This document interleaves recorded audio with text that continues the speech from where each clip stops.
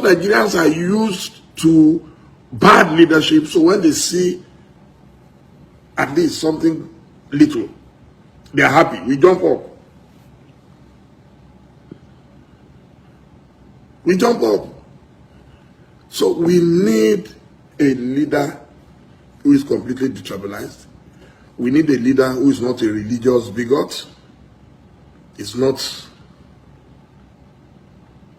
a greedy person. He must be accomplished in his private capacity. He must have managed his own business before and made a success of it. Nobody can help you if the person cannot help himself. That's why they say everyone helps those who help themselves. You cannot change a country. You don't read any books. You've never read any biography. You've not studied world history. You've not studied philosophy. You've not studied sociology. You don't know anything about anthropology. You don't know anything about anything.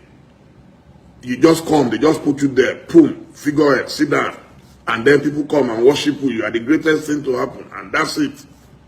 There is no way anything is going to change. So a leader too must update and upgrade himself. That's why people like us read all the time. We read about, before I started traveling out of Nigeria, I already knew so many countries. I used to sit with a friend of mine in school. We used to sit down, Sheikh Malagbaju in Ife. We would sit down and be looking at world map. And we say, we're going to fly to London. From London, we're going to go to Honolulu. From Honolulu, we were dreaming because we read about all those places. Look at the institutions. We copy the bad things from other people. We don't copy the good things. How come we copied American presidential system but refused to copy the powerful institutions that sustain that presidential system? If Donald Trump was a Nigerian, there is no way he would have left power. He would have remained by fire by force. So Nigeria should not just go and copy the American style.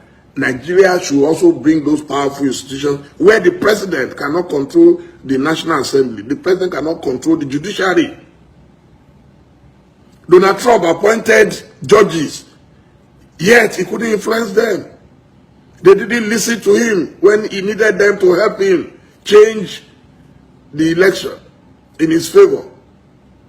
Until we're able to do that, forget it. Nigeria is going to continue to be, as useless as they come. A country that has produced some of the greatest human beings on earth, we're running it as if we're running an abattoir. Cows. We're discussing cows every day. A cow business is a personal, private business. If you want to sell your cow, you want to breed your cow, set it up as a business. Your business stops where mine begins. Studied and went abroad, got his PhD, will come back, and one illiterate upstart will just kill him, kidnap him, take his money, kill him inside the bush. Is that how to run a country? So when you say that, then they will say you don't like government. No, I have Fulani friends. Brilliant. Brilliant. So why do we want to reduce an entire race to cow? It's wrong. It's even unfair on the Fulanis. It's unfair on the hardworking Fulanis. It's unfair on the brilliant Fulanis who went to school. You can't bring everybody down. You should be upgrading people. Make sure more of your children go to school. Don't impoverish them. Don't turn people into ignoramuses. Don't turn people into robots. Spend all the money. You have the power. What is the use of power if you cannot use it to empower your people? It's not to empower a few people to become billionaires, emergency billionaires. It is to empower your children. It's to empower your future.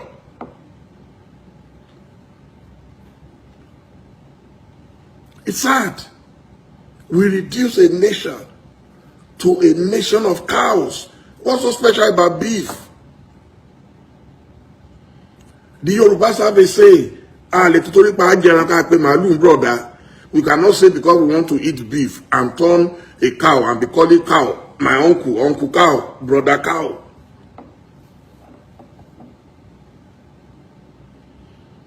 And then we're told that these cattle rearers are not even Nigerians, but they have freedom to come into Nigeria. While we are shutting borders against people in Seme and all those places. We are shutting our borders against people who want to do even their legitimate business. We are shutting borders and complicating life for our children who are going to school in Cotonou, in Lome, in Accra. We make life difficult, but cattle rearers can stroll in and out anywhere, and we say they have every right. The governors, the minimum I expect the governors to demand and to enforce is that no more cattle wanderers in our forests. No more.